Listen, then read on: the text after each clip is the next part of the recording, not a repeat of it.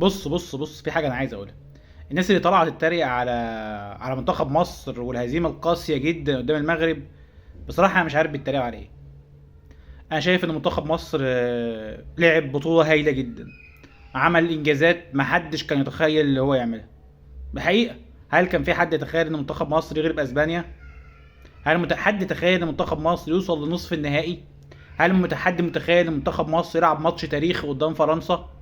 كل الكلام ده حضرتك مسحته باستيكا وجاي تتريق على الناس من هزيمه قاسيه في ماتش للاسف الشديد منتخب مصر تقريبا ما لعبش كوره فيه. بس على مستوى البطوله بشكل عام، لا، منتخب مصر لعب بطوله كويسه جدا جدا جدا، وادى بشكل عالي جدا جدا جدا، واللعيبه دي عملت اكتر بكتير قوي مما اي حد يتخيل. واي حد كان متصور ان منتخب مصر هيلعب البطوله دي بالشكل ده، فمفيش حد كان متخيل كده. ده فوق تصورات اي حد. الطبيعي ان حضرتك بعد كل الكلام ده ببساطه انك تشجع اللعيبه دي.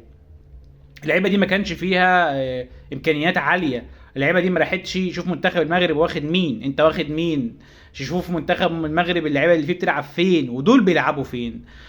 شوف على الاقل الدوري الاحتراف في المغرب عامل ازاي وانت عندك ازاي. فاللعيبه دي ادت وكانت رجاله، وتستحق حقيقه الاشاده، وتستحق حقيقه ان احنا نقف معاها ونقف وراها ونساندها، لان اللعيبه دي هي المستقبل. وانا اظن ان اتحاد الكره ما كانش يتخيل ان اللعيبه توصل للمركز ده، ومفيش حد كان يتخيل ان اللعيبه بالامكانيات اللي كده وبالدعم اللي كده هيعملوا الكلام دوت.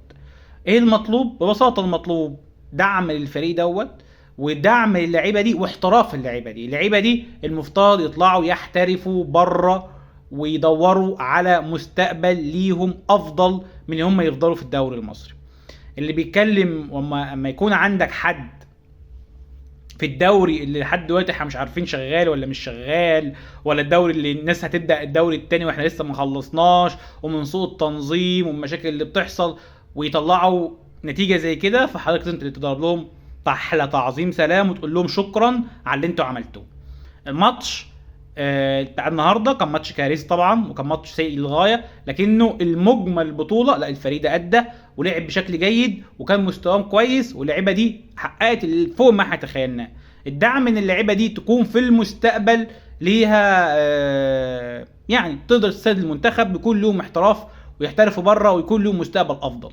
ده اللي هنقدر نكلمهم فيه، وده اللي نقدر نساعدهم فيه. وما تحكمش على ماتش قصاد البطوله بحالها. افتكر يا اخويا ماتش اسبانيا، افتكر يا اخويا ماتش فرنسا اللي لعبوا فيه بشكل جيد. بس